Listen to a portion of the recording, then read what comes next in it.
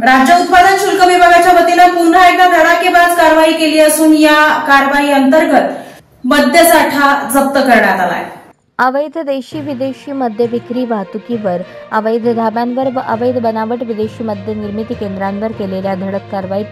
66,05,097 रुपयांचा मुद्देमाल जप्त करण्यात आला। राज्य उत्पादन शुल्क विभाग सोलापूर अधीक्षक भाग्यश्री जाधव, उपअधीक्षक SR पाटील यांच्या मार्गदर्शनाखाली 8 जुलै 2025 आणि 23 जुलै 2025 रोजी निरीक्षक राज्य उत्पादन शुल्क माळशिरस यांच्या कार्यालयाने अकलूज तालुका माळशिरस आणि मौजे चौभे पिंपरी तालुका माढा जिल्हा सोलापूर येथे बनावट मद्य निर्मितीच्या कारखान्यांवर धाड टाकून 30 स्पिरिट गोवा राज्य निर्मित 153 विदेशी मद्य, 89 बनावट विदेशी मद्य तसेच विदेशी मद्याची 1300 बनावट लेबले, 1500 बुचे, रिकाम्या बाटल्या सील करण्याचे 2 सीलिंग मशीन, 2 दुचाकी वाहनांसह एकूण 4,04,310 रुपयांचा मुद्देमाल जप्त केला। तसेच 3 आरोपींवर कारवाई करण्यात आली। या विभागाकडून सदर कालावधीत अवैध मद्य विक्री करणाऱ्या आणि मद्य पिण्यास परवानगी देणाऱ्या हॉटेल आप्पाश्री ढाबा होडगी तालुका दक्षिण सोलापूर, हॉटेल याराना ढाबा तालुका दक्षिण सोलापूर